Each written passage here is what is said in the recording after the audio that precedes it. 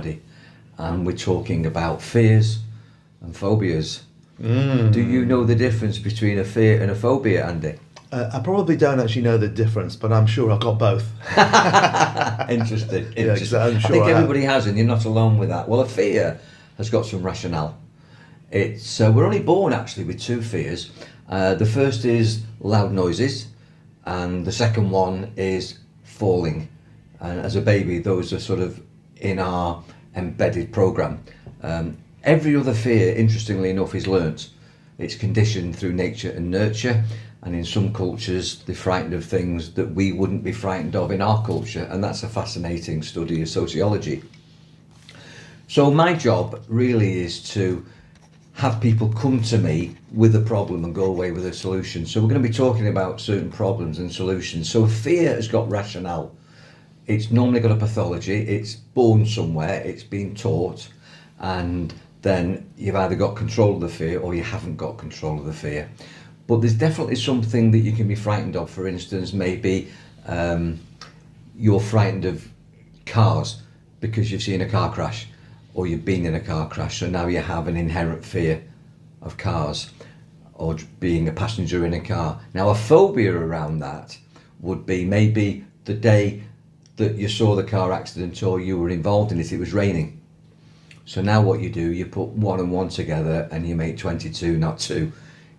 You actually go ballistic with your thoughts, and you now can't get in a car or be near a car on a rainy day, or you never go in a car again, ever. So it becomes completely irrational, and quite often without basis in reality. So a phobia can really take a fear beyond the ability to get control of it, and it can totally spoil somebody's life, and yet it can still be valid. Let me give you an example of when fears and phobias were very prevalent within our known history. 9/11. Oh, wow, of course, yeah. What do you think I'm going to say next? Well, it's not a phobia, I mean, it's a fact. It was a trauma, a terrible trauma. I know, and a lot of people would not get on an aeroplane after 9/11. Right, so they were they were traumatised. They were traumatised, yeah. And obviously I'm a trauma counsellor, and I work with a lot of trauma where fears and phobias really debilitate people. So there's a number of methods to actually process through that. But can you remember those days of 9/11 and what actually happened afterwards? No. Well, there was lots of security checks brought in as well. So the minute that you go to the airport, what's the first sign that you see? Terminal. Right, terminal, yeah, definitely. Which suggests death. So, you know, these words are triggers to fears and phobias. They're what they call anxiety eliciting steps. Well, the thing about flying, and you rightly said, you know, a lot of people would have a fear of flying after 9/11, but that's not a phobia, is it? That was a trauma. But a lot of people, and I have to say, this is perhaps one of the most common phobias that I hear, just, you know, sort of anecdotally among my peer group. It's a fear of flying, nothing to do with 9/11. So many of my friends, even we're based in Thailand, I've got friends in the UK who will not come to visit me, and the reason is fear of flying. That's a phobia. That's a fear. That is a fear. It's not a phobia. No, that's not a phobia, Okay. Because there's a rationale. There's a reason Because it's actually for it. it's actually one of the safest ways of travelling. I understand that, but they don't understand that rationale. But there is a rationale to it.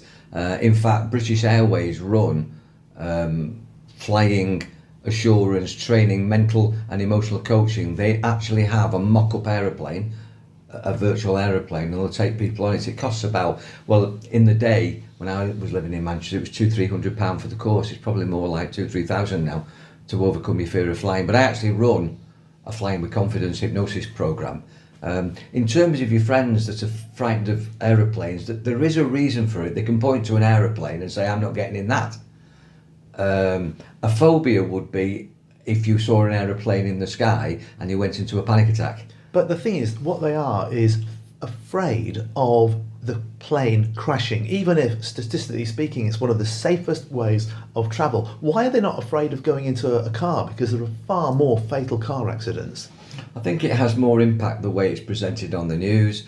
I mean, as you say, rightly so, particularly where we are in Thailand. You know, the road traffic accident rate, It's horrendous, isn't it? thousands of people are killed. We've just gone through another bank holiday, Matchabuca Day. I mean, they stop people drinking on those days because people celebrate, and when they drink and drive, most of the people regrettably haven't got insurance, they haven't got driving licenses, and what actually happens is mass deaths. It's just become something that's been absorbed in the psyche, but when you get a big event, those are the ones that people pay attention to, and it triggers this innate "I am not safe." All fears are based around not feeling safe. In fact, most of the things that we try to enjoy are inhibited because we don't feel safe doing it. Even if it was maybe going to choose a different item on the menu. Am I safe buying this sweet and sour pork? Am I safe buying, I normally have burger and chips. If I get fish and chips, I might not like it. Am I safe? I'm terrified of moving from Ching Tikka Masala, to an Indian restaurant. We're always asking the question, am I safe? And if we can't get past the I'm safe assurance within ourselves, we won't enjoy anything.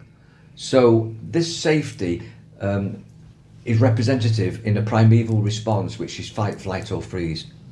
So, whether it's getting into a car, whether it's making a public speech, whether it's taking a test, and these are all people that come to me, these are my clients.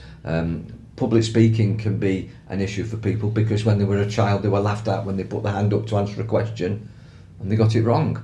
So then they learn, I don't put my hand up, I don't speak out because I might be laughed at. And maybe that happened when they were 7. And it puts you into fight, flight or freeze. Fight is where you get aggressive, and sometimes you can be aggressive with yourself, you can argue with yourself, you can self-doubt yourself and then have this inner argument, I'm not worthy, I can't do this, I can't say this, I daren't say this. And that inhibits you, so now you can't public speak. So that fighting can be aggression, it can be literally fisticuffs. Road rage, perfect example. On a larger scale, it's wars between countries. So it's endless where fight can take you. And then there's flight. Now flight is where you feel threatened, saber-toothed tiger, caveman response, dinosaur, caveman response, and you either run away from it, which is flight, or you fight it. And in flight, you actually get the hell out of there. And flight can be actually anything from pulling a sickie, which means taking a day off work. Ultimate flight could be, dare I say, suicide, where you can't face your life, or you can't face up to a mistake you've made. You feel so ashamed, you feel guilty, and you think, I can't carry on. And I see a lot of people who are depressed, borderline suicidal. When I was working in North Wales in the UK, in South Wales, there was a lot of industries closing down. Mining industry went, and then the fuel industry went, a lot of the refineries went in South Wales, and there was lots of villages with second and third generation unemployed. The children were growing up in families where the dads didn't work, the granddads didn't work, and there was no hope. And there was a massive increase in suicides around about juvenile boys, men particularly. It hits them hard. Men seem to want to be the hunter-gatherer. They think they are the breadwinner, and without a purpose and without a job, they feel that life isn't worth living. So we went over there on a project called Flying Start to mentor the teams that were working on the street, and also to give them some ideas as to how to address people with suicidal tendencies. So that's flight. And then you've got freeze, and you know what that is? It's like a rabbit in the headlights, where you're shocked and you go into a homeostasis of just not knowing what to do. Now, a lot of people at the moment, with the amount of fear there is in the world, they've gone into an expression which is called cognitive dissidence. They've frozen, they become zombies. They're overwhelmed with the amount of stuff that's going on in the news. I mean, we've just recently, Andy, haven't we, had this attack on Iran. Exactly. I was just going to ask you, actually, in this very uncertain and scary time, surely these fears are just going to be compounded. Absolutely. Let me just say this, that fear, lovely little acronym here, FEAR, false expectations appearing real, or fantasized expectations appearing real. They're all perceptions. They're all perceptions. And what would frighten you wouldn't frighten me, wouldn't put me into fight, flight or freeze, and what would frighten me wouldn't frighten you.